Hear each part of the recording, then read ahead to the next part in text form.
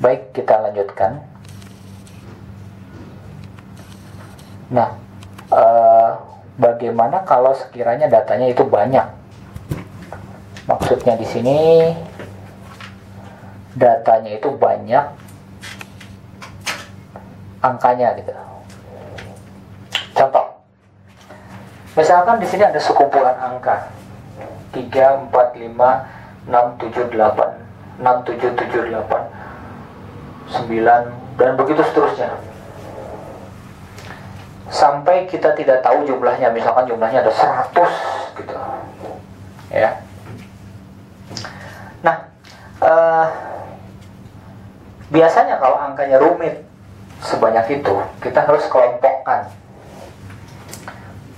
Bukan data tunggal ya, kalau data tunggal kan satu-satu, kalau ini kan berkelompok. Caranya untuk mengelompokkan itu Anda bisa lihat di buku statistik Anda di halaman 3. Itu cara mengelompokkan. Asal muasal kok ada 3, ada 5, ada 6, ada 8 begitu. Cuman logikanya begini saja. Supaya data itu sederhana, maka kita harus kelompokkan. Angka 3 dan 5 ada berapa biji? Ada angka 3 sampai 5 ada 3 biji. 1, 2, 3. Oh, berarti ini 3. Inilah yang disebut frekuensi. Ya. Kemudian angka 6 sampai 8. Ada berapa angkanya? 6, 7, 7, 8, ada 4. Ini kan ada 3. Oh, berarti di sini 4. Berarti angka 6 sampai 8 ada 4 angka. Gitu ya. Angka 9 sampai 14 ada berapa? 1, 2, 3, 4, 5, 6, 7, 8, 9. Ada 9 biji. Berarti ada 9 angka. Itu 11 ya Pak? 11 ya Pak? Hah? 11 ya, bukan 9 sampai 14 ya tulisnya. Ya, 9 sampai 11. Oh sorry, 9 sampai 11. Saya hanya mengetes kamu. Ternyata kamu tidak tidur. Ada 9 angka. Angka 12 sampai 14. 1, 2, 3, 4, 5, 6. 6 angka. Gitu kan? Kemudian angka 15 sampai 17. Ada 2 angka. Inilah yang disebut dengan frekuensi. Frekuensi adalah kemunculan angka pada suatu interval tertentu. Itu frekuensi, berapa kali muncul. Gitu. Cuman masalahnya, kalau Anda kelompokkan begini, katakanlah ini tidak kita tutup ya. Ceritanya ada ribuan angka Anda kelompokkan. Di sini hanya tertulis 3 sampai 5. Itu ada 3 angka.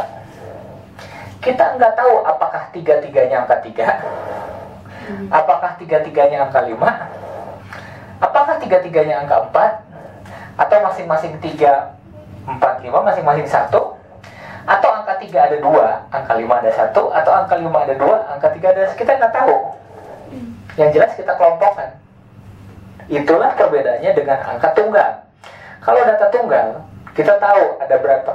Cuman masalahnya repot kalau misalkan jumlah angkanya sampai ratusan atau bahkan ribuan. Gitu, ngerti maksudnya?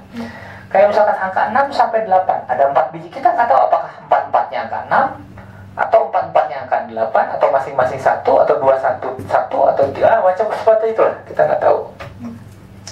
Tetapi pengelompokan ini akan memudahkan Anda di dalam menyederhanakan data yang banyak, ya, data yang ratusan Anda sederhanakan menjadi dalam bentuk kelompok. Itulah yang disebut dengan frekuensi. Ada satu cara yang sederhana untuk menentukan XI.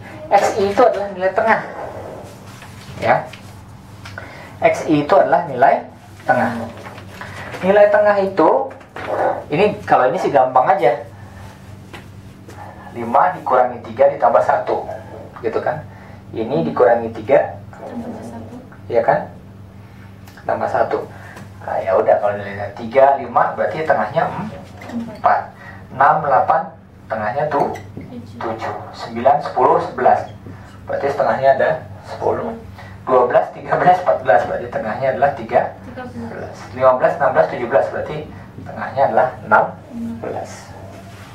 Kalau misalkan Anda ditugaskan untuk tentukanlah rata-ratanya, gampang, ya. Ini dikalikan ini, itulah yang disebut FI dikali XI. 3 kali 4 12. 7 kali 4 28. 9 kali 10 90. 6 kali 13 berapa? 6 kali 13 78. 78. 16 kali 2 32.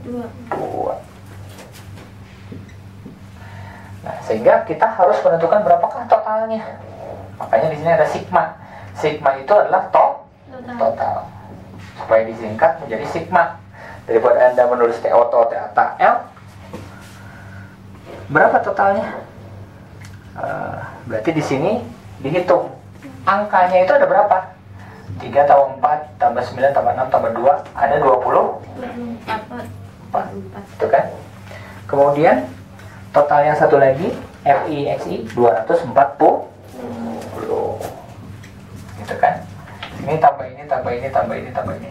Sehingga kalau misalkan ditanya berapakah rata-ratanya atau X bar, itu sama dengan sigma FI kali XI ini dibagi sigma F, gitu kan?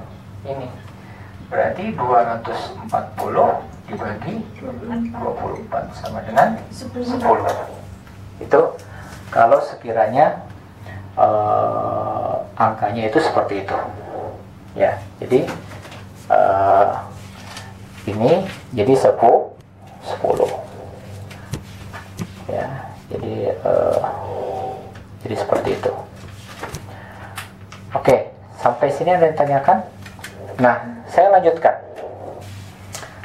Lalu ini cara menyederhanakan dari data yang banyak ini.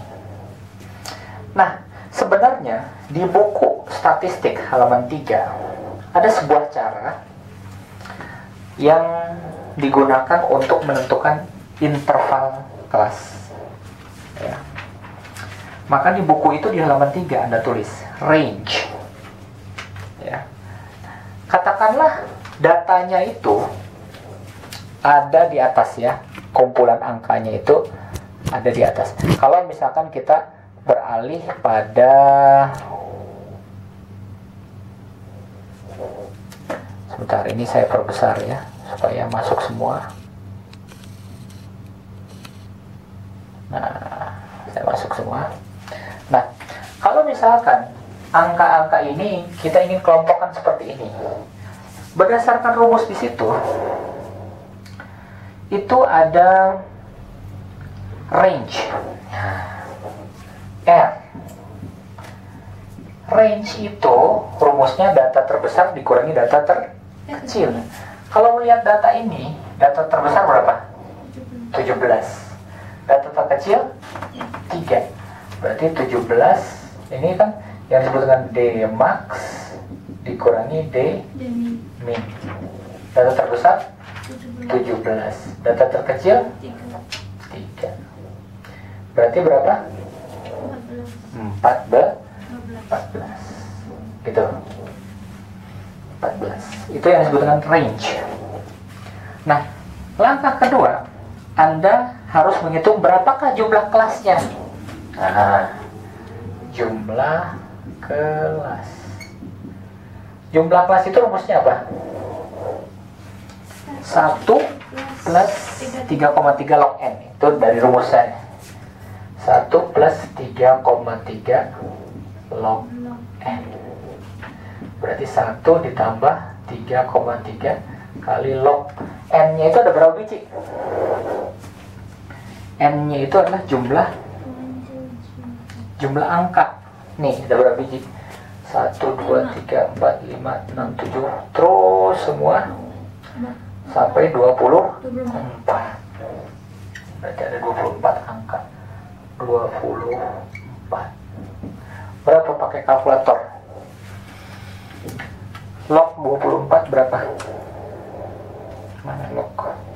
Log 24 sama dengan 1,38 ya. Ya berarti 1 plus 3,3 kali 1,38 ya. 1,38 dikali 3,3 kali 3,3 sama dengan 4,5 ditambah 1 sama dengan 5,5. Berarti jumlah kelasnya adalah 5,5. Ya. Jumlah kelasnya adalah 5. Apa sebenarnya yang disebut dengan jumlah kelas? Ini 1, 2, 3, 4, 5. Ya, ini jumlah kelas, jumlah interval kelas. Ini kan hanya contoh saja nih. Tetapi yang sesungguhnya itu Anda harus bisa mengklasifikasikan seperti itu. Kemudian kita harus bisa menghitung lebar kelas. Lebar kelas itu sama dengan R dibagi dengan K. R-nya berapa? Range. Range-nya itu adalah 14 dibagi dengan K. K-nya itu ini jumlah kelas 5,5. Berapa? Range-nya itu 14 dibagi 5,5 sama dengan 2,5, sekitar 2,5 lebar kelas. Kalau misalkan lebar kelas 2,5, ya kita bulatkan aja menjadi 3. Ya. 3 gitu. Nah, seperti itu. Berarti lebar kelasnya 3. Nah, kita mulai dari angka yang terkecil 3. Berarti kelas yang pertama itu adalah yang terkecil kan 3. Karena lebar kelasnya itu adalah antara ini kan angka yang pertama, kedua dan ketiga itu 3. Berarti 3, 4, 5. Berarti 3 sampai 5 itu menjadi lebar kelasnya. Ya, makanya di sini kita lihat di sini 3 sampai 5.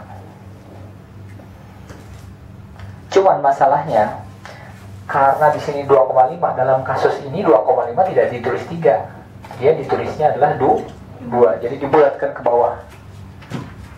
Ya, dibulatkan ke bawah.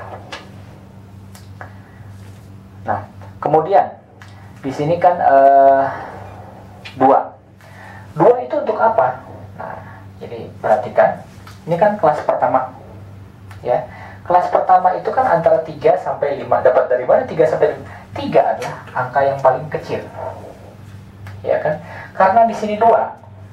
Berarti 3 tambah 2. Berarti 5. Oh, kelas pertama antara 3 sampai 5. Gitu ya.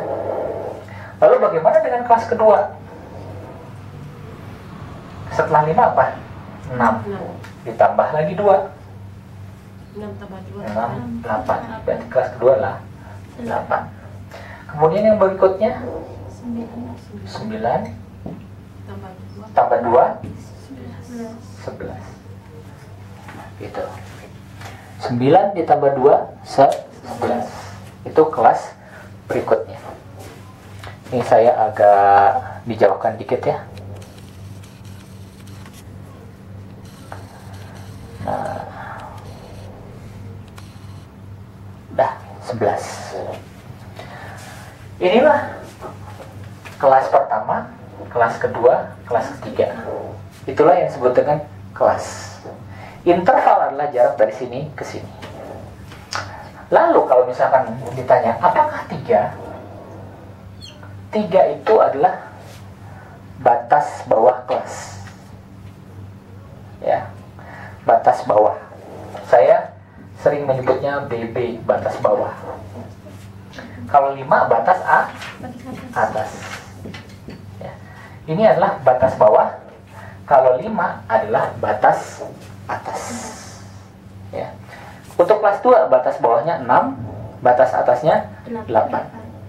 Untuk kelas yang ketiga batas bawahnya 9, batas atasnya 11.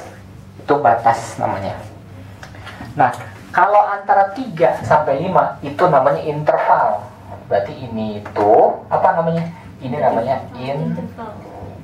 interval. 3 sampai 5 itulah yang disebut dengan interval. Nah, kalau misalkan Anda yang bertanya, apa yang disebut dengan tepi kelas? Ya. Atau limit kelas. Itu makanya ada batas bawah, batas kelas atas, ada batas kelas bawah. Di halaman 4 di situ ada rumusnya. Ya, di halaman 4 itu ada rumusnya. Nah, untuk yang ini silahkan Anda catat. Silahkan Anda catat.